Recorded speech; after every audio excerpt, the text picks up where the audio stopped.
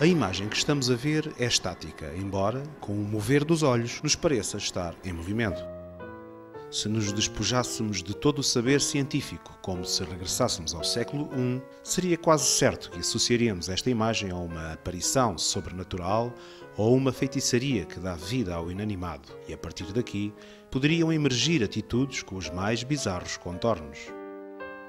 Felizmente hoje, apesar do fascínio que esta imagem nos possa causar, sabemos que o movimento aparente está na origem de um fenómeno óptico e neurológico passível de ser explicado com fundamentação lógica e científica. Ao longo da história, a falta de conhecimento levou o ser humano a desenvolver crenças e a inventar rituais como forma de entender e estabelecer uma ordem e um controle sobre si mesmo, sobre a sociedade e sobre a natureza. Mas à medida que os conhecimentos científicos foram explicando através da lógica e da experiência os mais diversos fenómenos físicos, estes conhecimentos foram entrando nas nossas vidas e substituindo as crenças, magias e superstições. É provável que o ser humano, dada a sua natureza espiritual, manterá sempre uma cultura de fé e de sorte, mas é inegável que tem vindo a escolher cada vez mais a ciência em vez das surpresas do destino. Hoje confiamos na ciência e na tecnologia em quase todos os campos da vida, como na saúde e na alimentação. Tudo isto porque já sabemos que resultam e porque são verificáveis por todas as pessoas, com pouca margem para dúvidas. Mas apesar da ciência e da tecnologia serem transversais a toda a sociedade e terem revelado vantagens no desenvolvimento de inúmeras atividades humanas, é também verdade que estas duas têm tomado um rumo distorcido face às suas principais virtudes. O atual modelo político-económico desvia o verdadeiro potencial destas áreas para campos sombrios, levando-nos, muitas vezes, a uma percepção negativa e falaciosa sobre a verdadeira utilidade destas áreas e do saber. A razão prende-se ao facto do atual sistema económico se sobrepor, dominar e regular quase toda a atividade científica e tecnológica, chegando mesmo a impedir progressos de elevado interesse social e humano. O encontro funcional destas duas áreas não pode depender de métodos arbitrários e ambíguos. Não pode depender do sistema monetário, tal como hoje é praticado. O modelo económico funcional requer uma nova abordagem que vise colocar a ciência e a tecnologia ao serviço da vida humana, do equilíbrio social e da sustentabilidade dos ecossistemas. Trata-se de uma abordagem metodológica que tem como objetivo maximizar o êxito na tomada de decisões que envolvem o indivíduo, a sociedade e a natureza.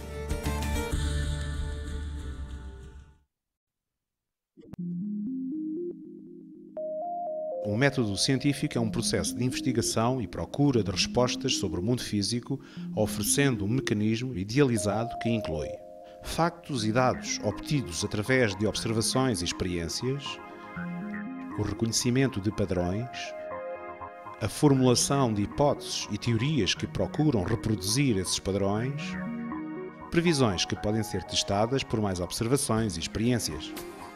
O método científico é uma poderosa ferramenta para observar o funcionamento da natureza e das atividades interativas entre os seres humanos quando produzem, trocam e consomem. Dessas observações, pode-se fazer previsões e descobrir meios de conhecer, alterar e de gerir o que nos envolve. O método científico aplicado como instrutor da economia significa que os factos e os resultados experimentados são a principal matéria que determina a validade ou a invalidade de uma decisão económica. Como tal, o processo deverá ser tão isento e democrático quanto nos é possível atingir. Vejamos agora a comparação entre o método atual e o método científico. No método atual, as decisões económicas dependem do dinheiro que alimenta um sistema reconhecidamente acidentado e falível, associado a uma vantagem diferencial que dá primazia ao lucro e ao interesse privado. No método científico, as decisões económicas não dependem de nenhum sistema de negócios complementar. Dependem diretamente dos factos e resultados experimentados, dando primazia ao bem-estar humano e à sustentabilidade do meio ambiente. O método atual atende ao enredo de influências, ao culto da personalidade e do populismo, com o objetivo de ocultar factos importantes e validar opiniões parciais perante o público. A principal fonte de conhecimento para encontrar soluções económicas vem da opinião sectária de personalidades influentes, sendo o resto da população ignorada no que diz respeito à tomada de decisões. Como resultado, esta situação conduz ao desequilíbrio, à instabilidade, à insegurança e ao erro. O método científico atende à competência técnica, à imparcialidade com o objetivo de se apresentar informação fidedigna de interesse público. Este método guia-nos até à aproximação mais detalhada da realidade que podemos obter, propondo uma lógica económica em equilíbrio com o estado mais atual da tecnologia, do desenvolvimento humano e com a própria natureza, reduzindo a margem de erro e aumentando a segurança. As hipóteses colocadas no plano racional são verificadas exaustivamente por profissionais que, através da experimentação, procuram aquilo que reproduz a realidade. Para total independência de resultados, o processo requer ainda que as experiências sejam verificadas por terceiros que, se os resultados apresentados anteriormente estiverem corretos, deverão ser iguais ou semelhantes dentro de margens de erro aceitáveis para cada caso. A confusão e a complexidade do método atual afastam o público dos assuntos económicos. Assim, o poder localizado e livre da intervenção popular encontra o caminho aberto para o exercício da ganância, da fraude e da corrupção. O método científico é independente da especulação dos mercados e elites financeiras. Como tende a simplificar, oferece a cada cidadão os meios de compreender e de intervir no processo decisório. A decisão poderá ser restrita a áreas profissionais especializadas, aberta a comunidades ou até a toda a sociedade, dependendo dos efeitos sociais que cada projeto económico possa alcançar. Assim, por exemplo, a decisão para a adoção de um novo medicamento cabe à competência dos médicos e investigadores. A decisão para a construção de um coreto de uma vila cabe aos seus habitantes. E a decisão para a redução do açúcar nos alimentos de fabrico público pode abranger todos os consumidores. A sociedade fica implicada na sua economia de forma tão democrática quanto possível. Por sua vez, a simplicidade revela mais facilmente a fraude e a corrupção.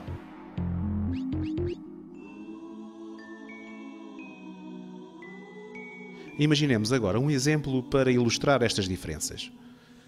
Se alguém afirmar que um aeroporto deve localizar-se numa determinada área porque reúne propriedades geofísicas favoráveis, essa afirmação pode ser testada e aceita ou não, com base em resultados experimentais.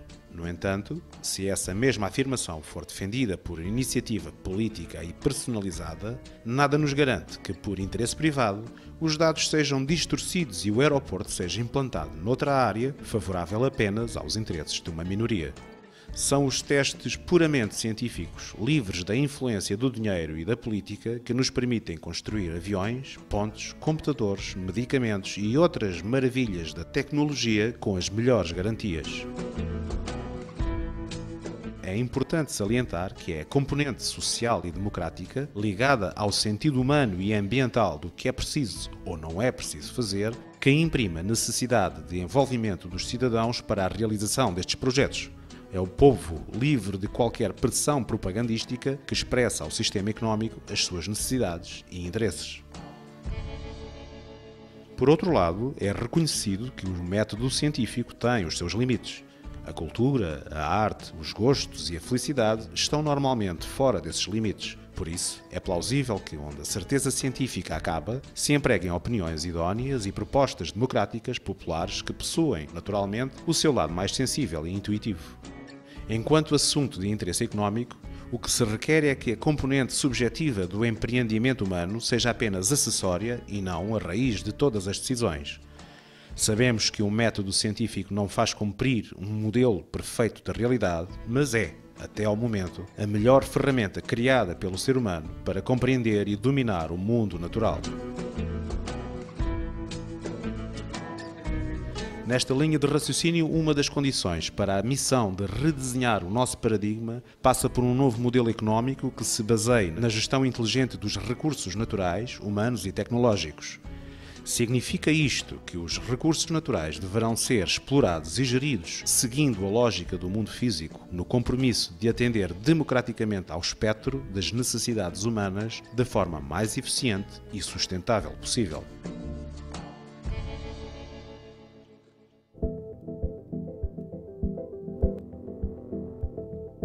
A economia foi um dos requisitos básicos que, desde cedo, ajudou na evolução social do ser humano, visto que esta consiste na organização coletiva do trabalho e nos modelos utilizados para a troca de bens e serviços. Foi também, no entanto, pela debilidade dos modelos económicos que assistimos à distorção dos valores, à destruição dos recursos naturais e à extinção de inúmeras sociedades ao longo dos tempos. Neste domínio, os modelos experimentados nas mais diversas civilizações e em diversas épocas basearam-se na competição, na intuição, na sorte e na fé em personalidades, no sucesso privado, na ganância e na ambição pelo poder, na especulação das necessidades humanas e na corrupção. Muito raramente, mesmo nas chamadas democracias do século XX, foram usadas as evidências e o raciocínio lógico para determinar as maneiras mais eficazes de fazer o que é verdadeiramente necessário à sociedade e aos ecossistemas que a sustentam. A mudança de paradigma assenta no corte radical com o sistema monetário baseado nos juros e nos mercados financeiros e, seguidamente, no progressivo abandono da economia baseada na moeda para um modelo económico de vanguarda a que chamamos de economia baseada nos recursos, ou EBR. E para que se efetue a mudança, a estrutura legal portuguesa deverá deixar de ser permeável aos interesses da economia monetária tal como está instituída, pois quando assim o é, não há ciência nem economia que possa ser decisiva para o bem coletivo. A economia baseada nos recursos pretende agilizar, com um olhar objetivo e estratégico, o compromisso entre duas grandes variáveis: as necessidades humanas na sua amplitude geral e os recursos humanos, tecnológicos e naturais. Trata-se, pois, do sistema operativo da sobrevivência humana concertada com a sustentabilidade do mundo físico. Para um melhor enquadramento, é preciso desde já interiorizar que este modelo só agora é execuível devido à presença de dois fatores fundamentais que existem na nossa civilização: a abundância, que resulta da automação, e as tecnologias da informação. Chegamos, pois, ao ponto ideal na evolução da humanidade para se poder implementar este novo modelo económico, já que estão reunidas as condições favoráveis para tal. A abundância, porque vivemos num modelo do humano amplificado pela tecnologia e pelo saber, cuja tarefa atual de algumas horas pode corresponder ao produto de uma vida inteira do passado. Assim, comparando com os tempos de outrora, atualmente convivemos com a abundância de alimentos, de vestuário, habitação e muitos outros bens que nos propiciam conforto e bem-estar. Isto não esconde o facto de grande parte da sociedade estar privada de aceder a estes recursos que são por vezes destruídos, visto que a abundância pode comprometer os lucros do mercado. Por outro lado, temos as tecnologias de comunicação e informação em rede, que são um instrumento fundamental que inaugura um novo modelo de processamento, de comando e de organização das atividades humanas. Constitui o sistema operativo da economia aberto à dinâmica da democracia popular e direta, conseguindo níveis de eficácia e precisão sem precedentes na história.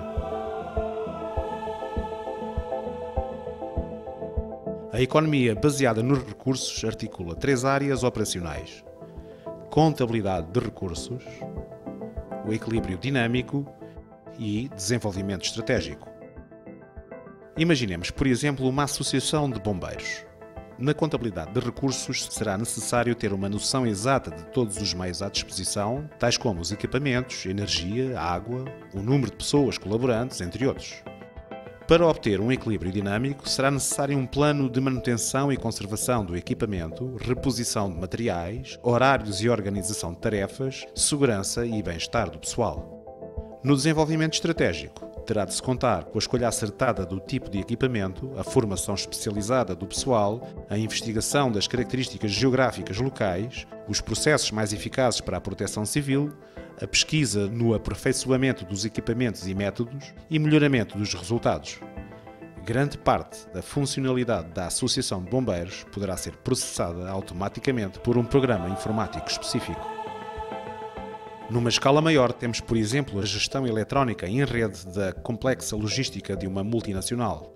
Trata-se de uma gestão económica dinâmica que, em tempo real, avalia e organiza todos os recursos, propõe estratégias e ações e apresenta os resultados, processando milhares de dados com o máximo rigor em frações de segundo. De facto, este modelo é praticado em quase todas as empresas, com a diferença que estas não visam como primeiro objetivo a sustentabilidade do meio ambiente ou da economia como um todo, mas sim o lucro e o seu próprio crescimento. É neste aspecto que a economia baseada nos recursos faz toda a diferença, já que não valida organismos individualizados virados para si mesmos, operando em oposição uns com os outros. Ela tem necessariamente uma estratégia cooperativa tão abrangente e integrante quanto possível, contando com as variáveis que possam, ou não, comprometer a sustentabilidade ou o progresso num contexto local, regional, nacional e, por fim, global. São, pois, as tecnologias de comunicação e informação em rede que realmente validam a viabilidade de uma economia baseada nos recursos em grande escala. Para que o sistema funcione, é indispensável que toda a informação relativa às atividades económicas seja transmitida e processada em tempo real. Uma das possibilidades pode requerer que cada cidadão tenha um cartão económico, pessoal e intransmissível, que funcionará apenas com o seu titular por exemplo, impressões digitais, evitando assim fraudes e leis. Por outro lado, todos os agentes económicos, como as lojas e indústrias, terão terminais de contacto com a rede. Desta forma, cada pessoa sinalizará no sistema os dados essenciais para que se processe automaticamente a análise do consumo, do que está feito, do que é preciso fazer, sem desperdícios de tempo nem degradação de recursos. Contando maximizar a soberania popular nas atividades económicas, ficará disponível neste sistema a componente de avaliação construtiva, levando as comunidades locais e toda a sociedade a uma participação ativa e democrática na otimização dos processos da sua economia. A avaliação construtiva, dada por qualquer cidadão, é feita à qualidade dos produtos adquiridos, aos serviços, à eficiência no local de trabalho e à eficiência no sistema em geral. Com a tecnologia informática, eleva-se a economia à plena democracia numa simples fórmula: prontidão e exatidão para instalar o equilíbrio, a estabilidade e a segurança económica e social. Observemos agora a comparação entre o modelo económico atual, baseado no dinheiro, e o modelo económico baseado nos recursos. Claro que apresentamos apenas os traços gerais dos dois modelos e deixamos ao seu raciocínio a forma como os conceitos de cada modelo interagem e se tornam interdependentes. Vejamos a economia monetária. Esta é agilizada através de um sistema bancário acessório que se sustenta através da concessão de crédito e cobrança de juros em crescimento infinito. Os bancos vão ganhando progressivamente vantagem sobre todos os outros órgãos sociais e económicos, e o desempenho da sociedade destina-se ao incessante pagamento de dívidas em vez de resolver os mais básicos problemas da sua sobrevivência e bem-estar. Por um lado, este processo conduz à criação de fortunas astronómicas de algumas famílias e, por outro, à pobreza de grande parte da população. Quanto à economia baseada nos recursos, esta é agilizada através do método científico. Os cargos são ocupados por investigadores e técnicos única e exclusivamente pela qualidade e valor do seu trabalho em prol da sociedade, depois de merecer o reconhecimento e aprovação de todos os peritos nessa mesma área. O desempenho será seguido pelas comunidades científicas, grupos de investigação, inclusive equipas multidisciplinares em todos esses domínios. Nos cargos de maior responsabilidade económica ou social, serão estruturados mecanismos democráticos abertos a comunidades profissionais mais abrangentes ou até à população em geral, de modo a impedir a formação de elites tecnocratas dominantes fechadas em si mesmas. Os projetos menores de cariz pessoal ou coletivo, que não exigem uma equipa técnica especializada, ficam à responsabilidade dos seus promotores. Isto quer dizer que todos têm a habilidade de contribuir para o bem da sociedade através da sua participação em equipas ou projetos técnicos, assim como de exprimir as suas necessidades. Caso seja pertinente, as resoluções económicas, quer sejam locais, regionais ou nacionais, podem ser tomadas por vontade popular, tendo como base as experiências e evidências físicas presentes. A economia monetária tem a competição como elemento estrutural. Isto significa que a otimização ocorre isoladamente dentro de cada empresa, de forma a ganhar vantagem em relação a outras. Na sequência deste processo, uma determinada empresa pode ganhar tal dimensão que elimina a atividade de outras congêneres, ficando o poder económico concentrado numa só entidade. O efeito final é um enorme desequilíbrio de rendimentos e fragilização da economia global. Já a EBR tem a cooperação como conceito estrutural. Através da cooperação, A otimização das atividades económicas ocorre numa perspectiva integral, ou seja, para o bem coletivo de todas as atividades económicas e os recursos disponíveis. Dentro da imensa variedade de inovações possíveis, a otimização pode ser local, regional, nacional ou até mesmo global, dependendo das características de cada projeto ou atividade. Tem como objetivo proporcionar a maior eficácia coletiva, melhorando a distribuição das atividades no território, reduzindo as distâncias entre as unidades produtivas e os centros urbanos. Como o produto do trabalho reverte totalmente para o âmbito comunitário, decorre um razoável equilíbrio de rendimentos, bem como a equidade no poder de aquisição de bens por toda a população. Enquanto todos cooperam com todos, gera-se uma economia mais segura do que quando todos trabalham apenas para um. Na economia monetária, as questões técnicas que porventura determinariam as melhores soluções para a sociedade civil são muitas vezes encobertas ou remetidas para um plano secundário. São intensivamente estudados meios para tornar os equipamentos mais exclusivos e menos duradouros no intuito de manter um mercado contínuo. Trabalha-se incansavelmente na produção do descartável para a sociedade estar continuamente a consumir e a desembaraçar-se da sucata num ciclo cada vez mais acelerado. Por sua vez, o marketing e a publicidade estimulam o espírito aquisitivo do indivíduo, resultando num acumular de desejos cada vez mais caricatos que chegam a atingir níveis patológicos. O ser humano torna-se insaciável e continuamente insatisfeito. A EBR implementa as inovações técnicas que melhoram a economia de forma diretamente vantajosa para a vida humana e para a natureza. Os produtos são fabricados com o objetivo de terem uma vida útil tão longa quanto possível, tendo em linha de conta a sua orientação evolutiva. Assim, ao contrário da exclusividade, a EBR promove os projetos open source. Estes projetos têm como objetivo fabricar produtos com partes substituíveis e comuns.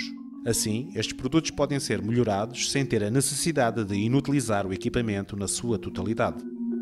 Imagine só o trabalho e a energia que são poupados se os produtos ganhassem uma vida útil com o dobro do tempo. Deste modo, o trabalho, a energia e os transportes são reduzidos e a economia cinge-se ao estritamente necessário para a sustentabilidade, inovação e progresso.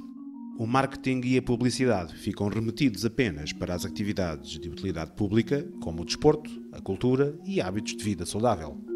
O cidadão, em vez de estar submetido a uma espécie de ditadura publicitária liderada pelos grandes negócios, reconhece livremente os seus gostos e satisfaz as suas necessidades individuais. Na economia atual, sempre que ocorre uma troca, aplica-se um novo valor ao produto acima do que realmente vale ou custa, como se de uma praxe se tratasse.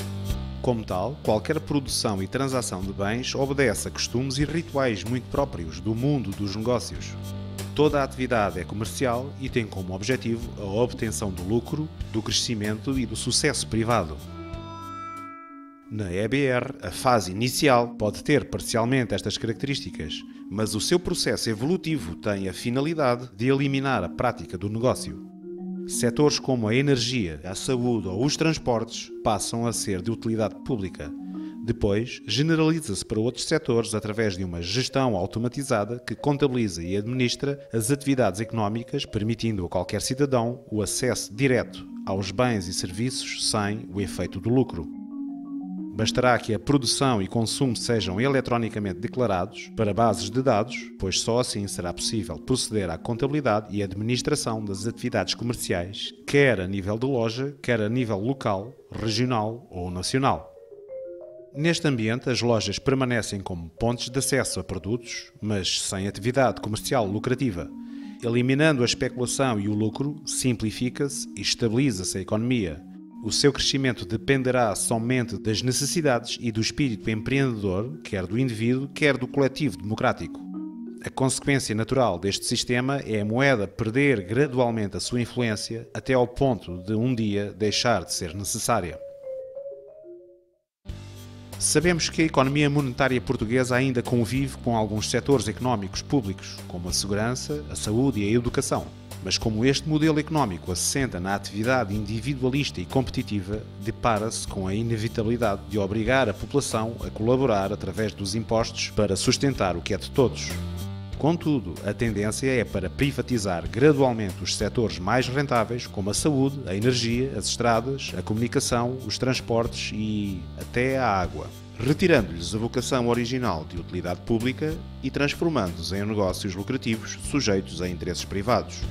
Ora, se a população contribui coletivamente para os setores públicos, há a referir a incoerência de que, à medida que transformam o serviço público em serviço privado, a contribuição pública também aumenta em vez de diminuir. Na EBR, numa fase transitória, ainda sob o uso da moeda, mantêm-se os impostos para suportar a gratuitidade no acesso a bens ou serviços de utilidade pública de forma equitativa. Numa fase plena, os impostos ou pagamento suplementar de qualquer contributo terminam. O cooperativismo integral e a administração económica da sociedade como um todo fazem com que o cálculo horário do trabalho humano e tecnológico tenham já incluído o fator contributivo necessário para o equilíbrio, segurança e para o progresso económico e social da comunidade. Na economia monetária, os benefícios da tecnologia e automação favorecem quem já tem poder económico. Deste modo, o progresso tecnológico implica um crescente desemprego, ficando apenas uns poucos profissionais com uma sobrecarga de trabalho e aumentando-lhes abusivamente a idade da reforma. Acresce ainda que a renovação tecnológica de uma empresa provoca a extinção de outras com menores recursos para competir. É assim que emergem grandes multinacionais, que são autênticos impérios que devastam milhares de pequenas economias locais, inviabilizando qualquer iniciativa económica de menores dimensões. Como resultado final, a segurança económica do cidadão torna-se altamente precária. Hoje pode ter trabalho e qualidade de vida, mas, com uma facilidade cruel, pode rapidamente entrar numa situação deplorável. Na EBR, os benefícios da tecnologia são públicos. Deste modo, a automatização implica a libertação do trabalho por parte de todos, já que se procede à gradual divisão do horário de trabalho humano. Elimina-se assim a enorme disparidade no trabalho pela população ativa e devolve-se à tecnologia a verdadeira razão pela qual foi criada: a libertação do homem do trabalho que não gosta de fazer. Face ao potencial tecnológico hoje disponível, qualquer cálculo de equidade laboral, incluída na eficácia estratégica de uma EBR, garante uma carga horária de trabalho inferior a 4 horas diárias, contando também com a redução na idade da reforma que pode chegar aos 45 anos. Como resultado final, o trabalho é garantido, estabelecendo-se assim uma forte segurança económica ao longo da vida para a população inteira.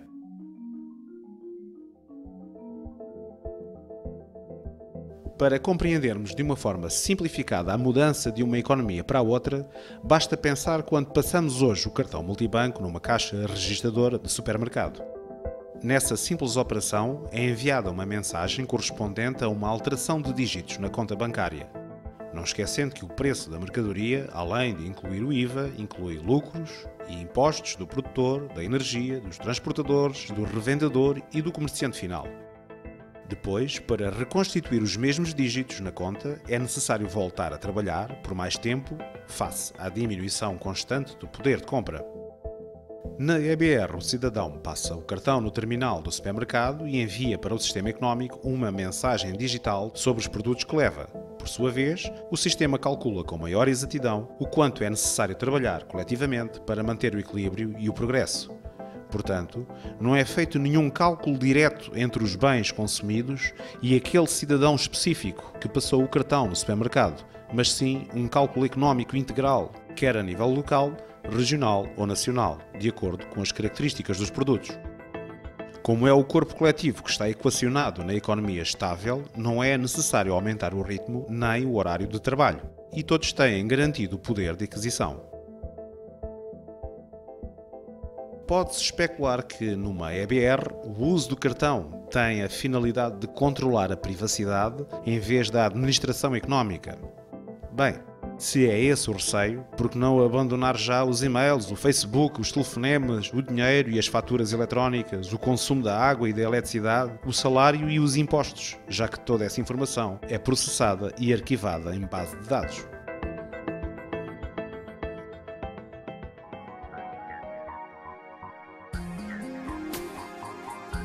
Dado o cariz de vanguarda, a economia baseada nos recursos pode parecer-nos uma solução para um futuro longínquo e porventura fantasioso. Contudo, há a referir que já existem inúmeros modelos utilizados por centenas de milhares de pessoas que se aproximam ou se assemelham, ora num ponto, ora noutro, com este conceito da EBR. Falamos, por exemplo, do Banco Jack, que não cobra juros, instalado em vários países europeus, esperando-se também em Portugal. Do Banco Público do Estado de Dakota do Norte, nos Estados Unidos, que gera 4 mil milhões de dólares e tem como primeiro objetivo servir o Estado e os interesses das populações. Das Local Exchange Trading System, ou LET System, como organizações democráticas não lucrativas que usam um sistema monetário interno bastante usado na Europa. Nos modelos C3, ou Circuito de Crédito e Consumo, aplicado em várias cidades de diversos países da América Latina. Das cerca de 50 comunidades que existem em Portugal com uma economia própria, como por exemplo a Ecoaldeia Tamera, em Odmira.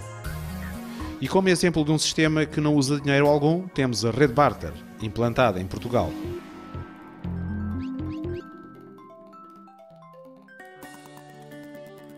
Para desfazer qualquer equívoco de se julgar este novo modelo como um totalitarismo científico, há a referir que um modelo económico baseado nos recursos é um modelo democrático que defende a equidade económica entre os cidadãos dentro de tolerâncias acordadas por vontade popular. Não defende qualquer igualdade redutora ou a normalização de aspectos da vida pública e privada.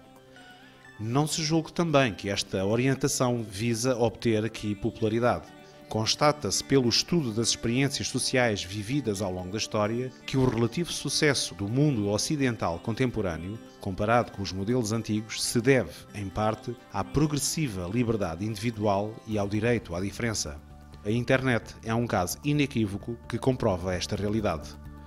Portanto, o modelo económico baseado nos recursos visa antes potenciar a diferença natural de cada ser humano, pois isso constitui um recurso infinitamente maior que qualquer forma de repressão ou totalitarismo normativo aplicado ao indivíduo e às sociedades. Hoje, a liberdade de cada um mede-se pela sua carteira. Numa EBR, os limites da liberdade estão no momento em que se infringe a liberdade do outro, de outros ou do coletivo. Em suma, o modelo económico baseado nos recursos advoga apenas o controle normativo e democrático da tecnologia em prol da economia e não o controle da pessoa humana. É um modelo que proporciona um alívio humano, visto que substitui a mão de obra pelo trabalho da máquina, suprimindo os trabalhos repetitivos, desmotivadores e estupidificantes para aqueles que ainda podem trabalhar. Esses cidadãos que passam a maior parte da existência reduzidos à escravidão por se esgotarem nessas tarefas sem sentido, sem lógica e inteligibilidade. O modelo económico baseado nos recursos, na sua extensão política e social, propõe uma saída definitiva do interminável ciclo vicioso de sistemas comprovadamente insuficientes e perniciosos para a concretização do bem geral. Agrega-se a um sistema político antecipado por António Vieira e Fernando Pessoa, através do qual é dada uma vigorosa ênfase à mente humana que tem sido tão desprezada e maltratada por várias eras, mas de importância vital para a concretização deste projeto económico e social. De facto, o pensamento autónomo e livre de todos os homens não tem passado de uma miragem, apesar de consagrado em muitas constituições e cartas universais. É proposto um novo caminho, cujo fim é a devolução das decisões aos seus legítimos destinatários, os cidadãos, os quais, com responsável liberdade, poderão utilizar os meios ao dispor de todos, de forma a que se façam sentir os efeitos duradouros da sua inteligência criadora, em vez de destruidora.